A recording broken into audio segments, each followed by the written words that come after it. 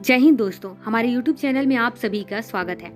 कई सारे नए स्टूडेंट और कैंडिडेट्स हैं जो आईएएस एग्जाम की तैयारी करने वाले हैं या उसके बारे में सोच रहे हैं। तो उनके मन में एक क्वेश्चन है कि जब UPSC civil service exam finally qualify कर लेते हैं तो क्या डायरेक्ट हम आईएएस ऑफिसर बन जाते हैं? जानकारी से रिलेटेड ऐसे ही वीडियो पाने के लिए आप हमारे चैनल को सब्सक्राइब कर लें। वैसे तो इस क्वेश्चन का जवाब आधे से ज्यादा एस्पिरेंट्स को पता होगा, लेकिन उसके बाद भी जो नए हैं और जो जानना चाहते हैं यह वीडियो उन्हीं के लिए है। तो सभी न्यू आईएएस एस्पिरेंट्स को मैं यह बताना चाहूंगी कि आप जब UPSC civil service exam qualify कर लेते हैं तो उसके बाद जरूरी नहीं है कि आप आईएएस ही बनेंगे। दोस्तों, यह डिपेंड करता है आपके रैंक के ऊपर।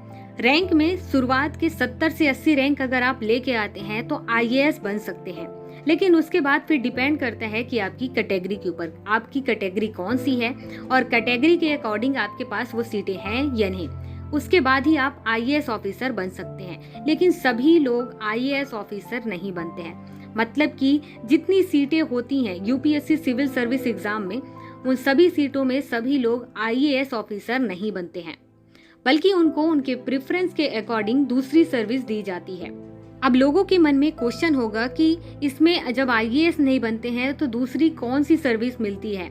तो दोस्तों, जब आप यूपीएससी सिविल सर्विस एग्जाम देने के लिए उसका नोटिफिकेशन देखेंगे तो उस नोटिफिकेशन में सभी सर्विस की लिस्ट दी हुई होती है, तो वहां से आपको सर्विस के नाम पता चल जाएंगे। अब बात आती है कि अगर आईएएस नहीं बनते हैं तो फिर दूसरी सर्विस कौन सी मिल सकती है? तो ये डिपेंड करता है आपके प्रेफरेंस पर। इसमें आपसे प्रेफरेंस पूछा जाता है कि आपको पहले कौन सी सर्विस चाहिए और उसके बाद कौन सी सर्विस चाहिए। अब लोगों के मन में क्वेश्चन होगा कि प्रेफरेंस कब पूछा जाता है, कि हमें क्या बनना है पहले और क्या बाद में बनना है। कि अगर हमें पहले आईएएस और सर्विस नहीं मिलती है तो उसके बाद आईपीएस सर्विस मिल जाए, आईआरएस सर्विस मिल जाए, अलग अलग कोई भी सर्विस मिल जाए, तो ये कब पूछा जाता है? तो ये पूछा जाता है कि जब आप प्रीलिम्स एग्जाम फाइनली क्वालिफाई कर लेते हैं और उसके बाद आपको मेंस में बैठना होता है।